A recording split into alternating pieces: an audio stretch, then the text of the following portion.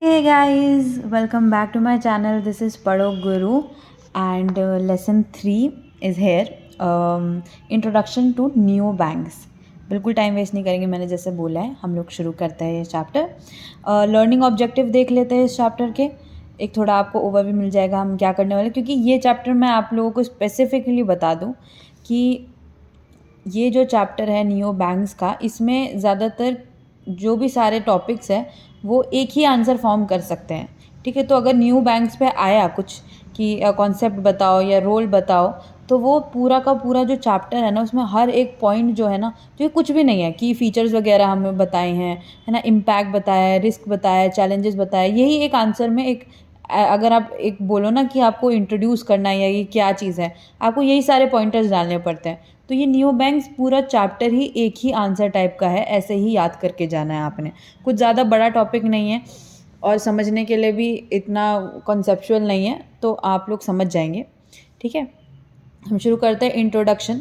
Banking industry has undergone significant changes due to rapid technological advancement, increased use of smartphones and internet। ठीक है, technological advancement तो हमारे मतलब not only banking बहुत ज़्यादा हो गया है ना, क्योंकि पहले ज़माने में कहा ना फ़ोन्स थे ना कुछ था। अब तो फ़ोन्स के अलावा भी स्मार्टफोन्स, उसमें जो फीचर्स है बहुत ही एडवांस हो गई है टेक्नोलॉजी।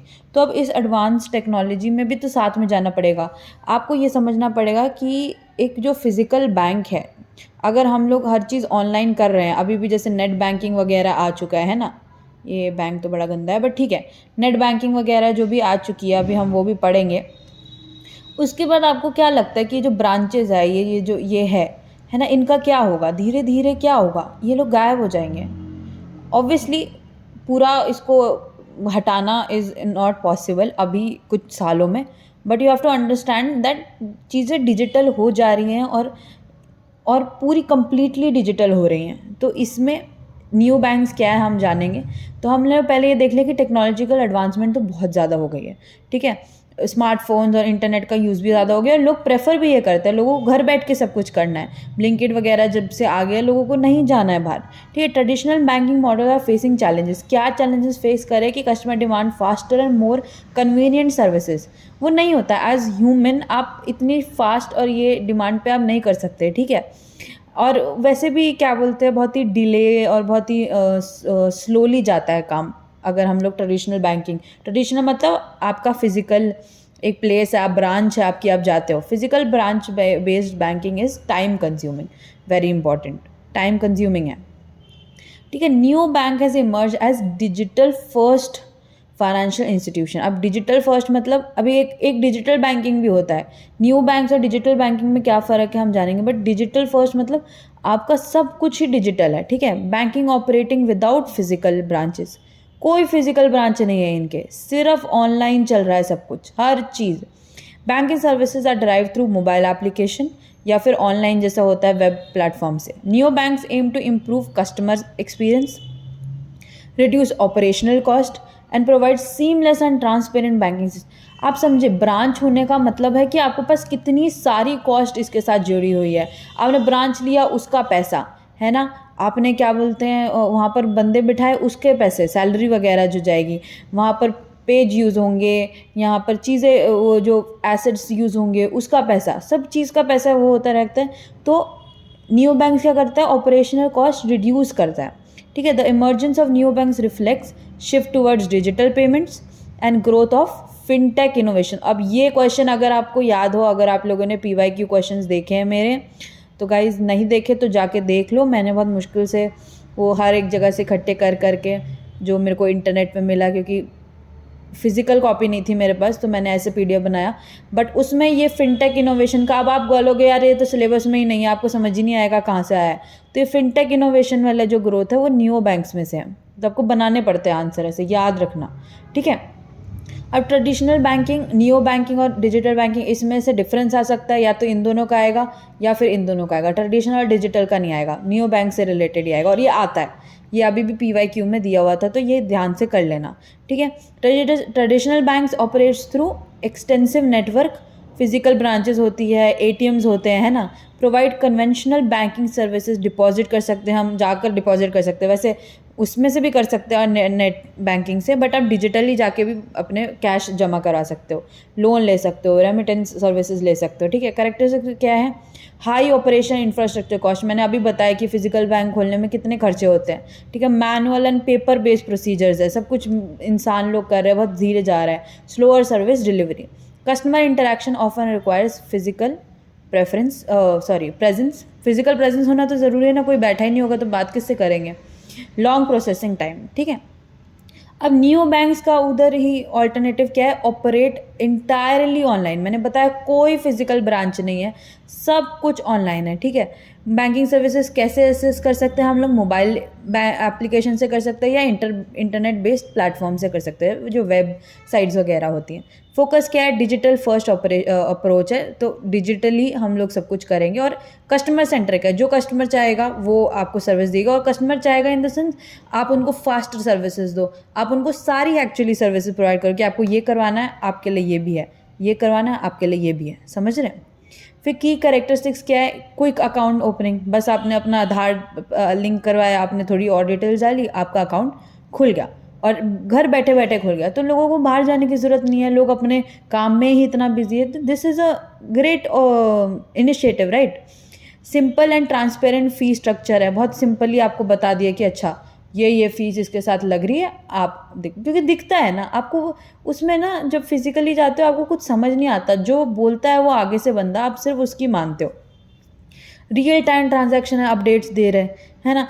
अब मैंने किसी का, जैसे मैंने पेई क्या बोलते हैं वो करा, पेई मतलब आप लोगों को किसी को पैसा भेजना है तो उससे पहले उसकी डिटेल्स भरनी पड़ती है आप नेट बैंकिंग में, तो आपने पेई ऐड करा तो अब आपको रियल टाइम ट्रांजैक्शन अपडेट्स मिल रही है। ये तो ट्रांजैक्शन नहीं हुई बट आपको पता चल रहा है, अच्छा ठीक है मैंने करा था। अब उसने बोला है कि 30 मिनट बाद उसका मैसेज आ जाएगा कि भैया 30 मिनट्स हो गए, आप अब अपने पेमेंट क्या बोलते हैं इनमें डाल सकते हो, और 24 आवर्स में आप 2 लाख तक का डाल सकते हो, है ना।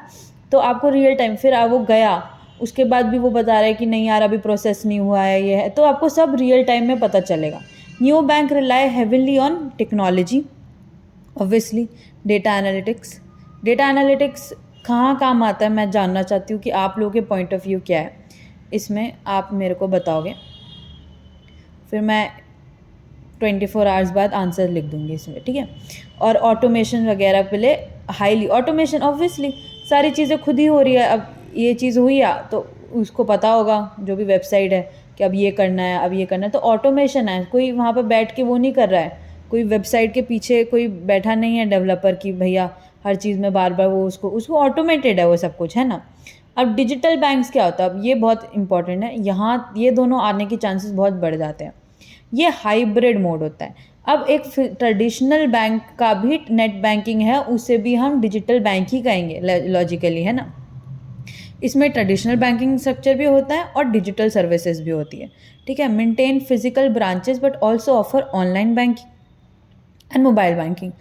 यूजुअली ट्रेडिशनल तो अब कहाँ ही रह गए, सारे डिजिटल बैंक्स ही हो गए एक तरह से, क्योंकि सबके ही ट्रेडिशनल ब्रांचेस भी है और डिजिटल सर्विसेज भी है ना, अगर एक वो देखा जाए तो। एम क्या करता है? Improve efficiency and enhance customer convenience. दोनों जगह है, आपको ब्रांच जाना, आपको कैश वगैरह देखना है, आप कैश से डील करते हो तो आप ब्रांच भी जा सकते हो, है ना। तो उसके बाद अब आ जाता है rise and growth of new banks. अब कैसे ग्रोथ हुई, है ना। Growth of new banks is driven by digitalization of financial services. जैसे ही ये अभी जो एडवांस वो आए हैं, जैसे कि यूपीआई आया है, यूपीआई की इम्पोर्टेंस लोगों को नहीं पता। प्लीज़ आप लोग बाहर जाएं, अब्रॉड वगैरह जाएं, है ना, जहाँ पर ये नहीं है। जो इंडिया ने यूपीआई के साथ किया है, जो टेक्नोलॉजी जो लेकर आए, दिस इज़ द बिगेस्ट अभी के लिए, ठीक है, इंडिया ने जो डेवलप करी है। तो यूपीआई आपको लगेगा यार UPI, but this is life. अब आप नहीं रह सकते यूपीआई के बिना। हर एक इंसान, छोटा हो बड़ा हो, हर एक इंसान यूपीआई पे काम कर रहा है। भैया स्कैनर दो, स्कैनर नहीं होता यार, क्यूआर होता है, स्कैनर तो आपके पास है ना। तो आपको समझ नहीं आता कि ये कितना बड़ा एडवांस, और इसी एडवांसमेंट के लिए, ये तो अभी आया, उसके अलावा भी जितना भी डिजिटल एडवांसमेंट सर्विसेज आई हैं, वो पुश करती है नियो बैंक के ग्रोथ में। आपको छोटे छोटे से शुरू करोगे तभी तो आप एक पॉइंट पे एक्सेप्ट कर पाओगे कि यार मेरे पास एक ऐसा बैंक है जहाँ के ब्रांच ही नहीं है, समझ रहे हो। तो आप धीरे धीरे एक स्टेप लोगे तभी तो यहाँ जाके पहुँचोगे ये बात। तो डिजिटलाइजेशन जैसे जैसे होती रही वैसे वैसे नियो बैंक्स की भी ग्रोथ होती रही। इंक्रीज पेनिट्रेशन ऑफ स्मार्टफोन्स, अब स्मार्टफोन्स इतने ज़्यादा इंक्रीज हो गए, इतने ज़्यादा कंज्यूम्ड होते हैं, क्योंकि अब स्मार्टफोन के बिना कौन रहता है, कौन ही रहता है, और लोग नहीं छोड़ता अपना स्मार्टफोन। तो उसका इंक्रीज जितना भी होगा ना, तो नियो बैंक की ग्रोथ में उतना ही प्रभावित होगा वो। कस्टमर क्या प्रेफर करता है, ईज़ ऑफ एक्सेस। लोग आरामदेह ज़िंदगी जीना चाहते हैं, लोगों को स्ट्रगल नहीं। अब वो जो टर्म्स आते हैं ना, do smart work not hard work, आपको समझ नहीं आता। स्मार्ट वर्क में लोगों को लगता है कि चीज़ें रिलैक्स्ड होनी चाहिए, रैदर देन स्मार्टनेस नहीं, वो रिलैक्सेशन में ज़्यादा आता है कि भैया मैं रिलैक्स होकर भी काम कर सकता हूँ, तो मैं हार्ड वर्क क्यों करूँ। तो क्यों, क्योंकि लोगों को ईज़ चाहिए। अब ईज़ ऑफ एक्सेस हो गया, फास्टर ट्रांजैक्शन हो गया कि भैया मैंने अभी डाला और होगी पेमेंट, तो ख़त्म हो गई बात। Neo Bank initiated offered basic public banking services like payments and transfer, basic है। और अच्छा, इनिशियली ऑफर्ड, सॉरी मैंने गलत पढ़ लिया था।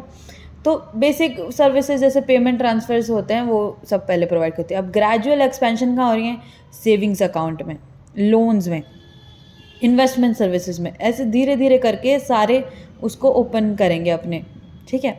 पार्टनरशिप विद फिनटेक कंपनीज़ के साथ ज़्यादा पार्टनरशिप होती है क्योंकि यहाँ पर फिनटेक ही ज़रूरी है, और ट्रेडिशनल बैंक के साथ भी पार्टनरशिप होती है, सो दैट कस्टमर और ये सब का वो रहा है। हम लोग मर्जर एंड एक्विजिशन में पढ़ेंगे कि कैसे ये पार्टनरशिप तो नहीं, मर्जर एक्विजिशन में कैसे कितना प्रभावित होता है ये सब, ठीक है। Customer centric focus, personalise recommendation, है ना। आपके पास आ गया, मेरे पास इन्वेस्टमेंट का कोई अकाउंट है, तो मैंने जैसे ओपन करा, मेरे रिस्क प्रोफाइल के हिसाब से उसने बता दिया कि यार ये वाला शेयर आप ले सकते हो, ये टारगेट है उसके, आप ले सकते हैं, है ना। तो ये पर्सनलाइज्ड हो गया, बेटर यूज़र एक्सपीरियंस हो गया, ठीक है। अब हर कोई इंसान जो पढ़ा लिखा ना हो, जो पढ़ा लिखा हो, ये इतने यूज़र फ्रेंडली होता है ना, ठीक है, कि आप 2 मिनट 2-3 बार चला के देखो, आप इधर क्लिक करो, उधर क्लिक करो, आपसे हो जाएगा, समझ रहे हैं। फिर हम ऑपरेटिंग मॉडल पे आ जाते हैं नियो बैंक के। फुल्ली डिजिटल है, मैंने अभी बता दिया, फुल्ली डिजिटल ऑपरेटिंग मॉडल है, कुछ फिजिकल नहीं है। की कंपोनेंट्स क्या है, ऑनलाइन कस्टमर ऑनबोर्डिंग मतलब ऑनलाइन ही कस्टमर आ रहे हैं, है ना, और डिजिटल ही केवाईसी वेरिफिकेशन हो रहा है। केवाईसी वेरिफिकेशन ज़्यादातर आधार कार्ड से होता है, आपको ओटीपी आ गया आधार पे, आपकी मेल पे ओटीपी आ गया, इसी से वेरिफिकेशन वगैरह हो जाती है। कोर बैंकिंग सर्विसेज प्रोवाइड कर रहे हैं कहाँ से, मोबाइल ऐप से और वेब प्लेटफॉर्म से। फिर रेवेन्यू जनरेशन का 2 मेन अभी दिया हुआ है, वो है ट्रांजैक्शन फ़ीस से आता है, ट्रांजैक्शन फ़ीस और इंटरचेंज फ़ीस से आता है, ठीक है। उसके बाद यूज़ ऑफ एडवांस टेक्नोलॉजी, कैसे एआई ऑब्वियसली, एआई के सब अंडर, एआई ना बहुत वास्ट वो है, तो फिर मशीन लर्निंग आ जाता है उसमें। मशीन लर्निंग क्या होती है, मशीन खुद ही लर्न कर रहा है कि आप लोगों ने एक चीज़ करा, उसको लगा कि यार ये गलती हो गई, आपने कहा यार ये नहीं, तो उसको वो बाद में रिपीट नहीं करेगा, तो वो मशीन खुद ही लर्न कर रहा है।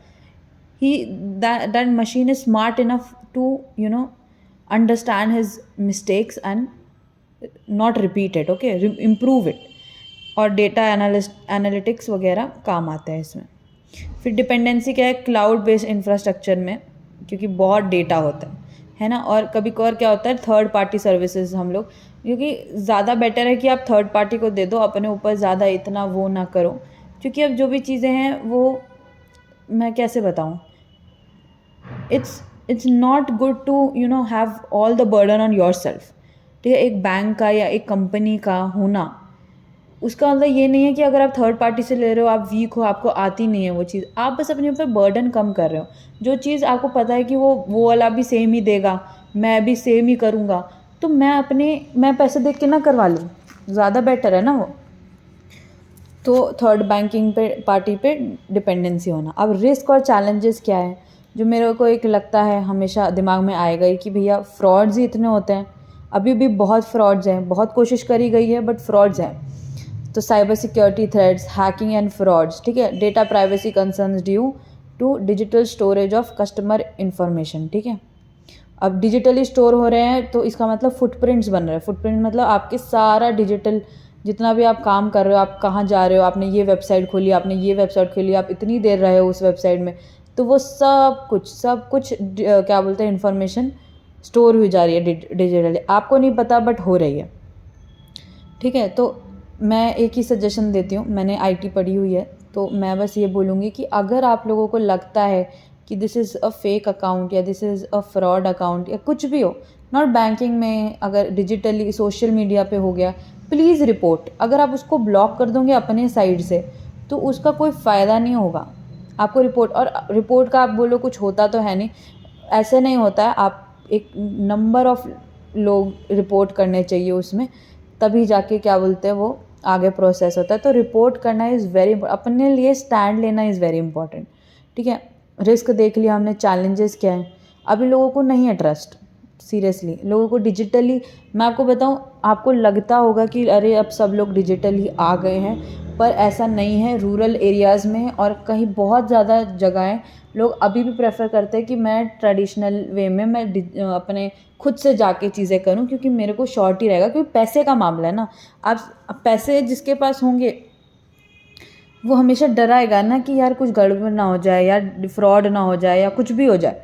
तो लोगों पे अभी ट्रस्ट नहीं है, लिमिटेड ट्रस्ट है। ठीक है, रेगुलेटरी अनसर्टेनिटी है, रेगुलेटर्स कुछ भी कर सकते हैं।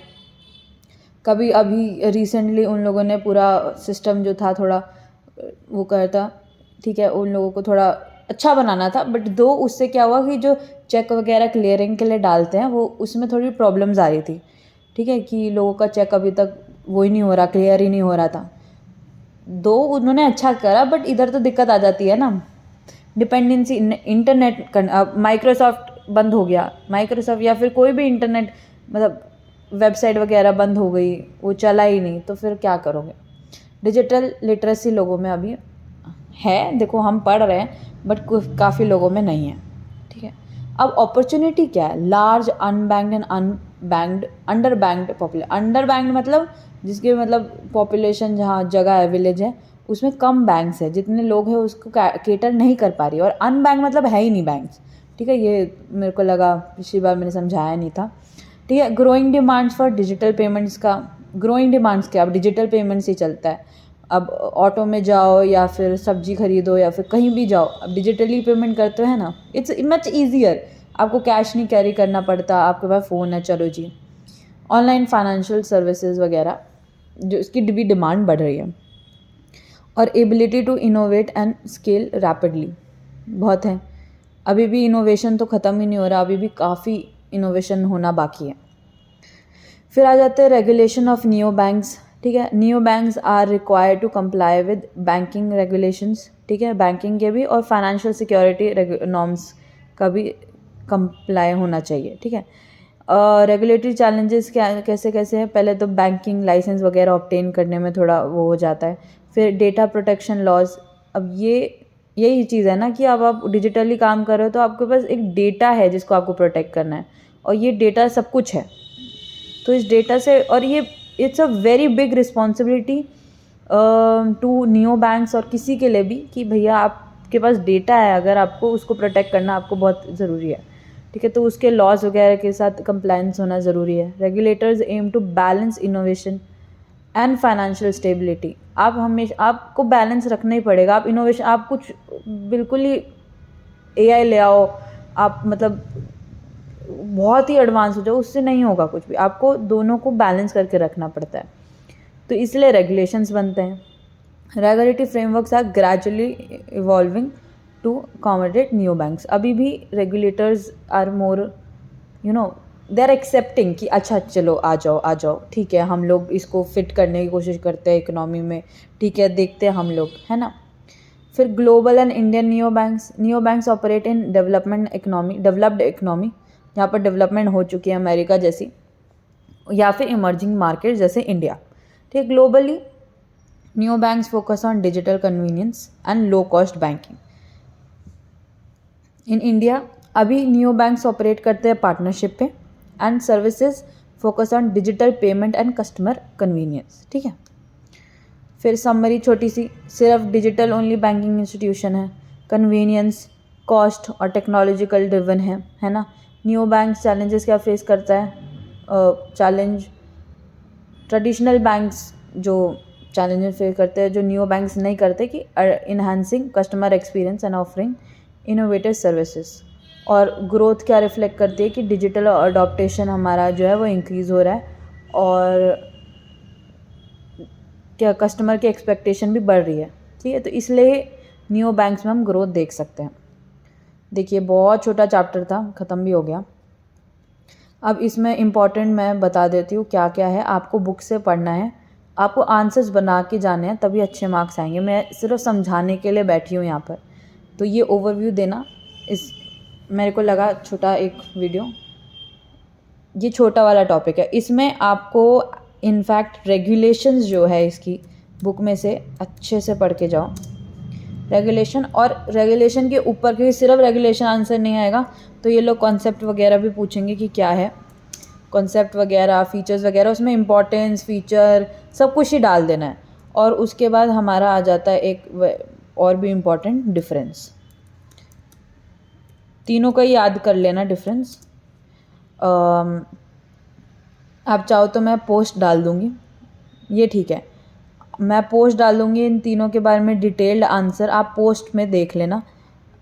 ठीक है, और क्योंकि मैंने, अगर आपको लगता है ये कम है नोट्स, तो मैं आपको पोस्ट डाल दूँगी। Okay, so that's it for this video guys. Thank you so much for joining, and let's meet in the other video. Lesson 4 हम शुरू करते हैं। Okay, thank you and Padho Guru. Bye bye.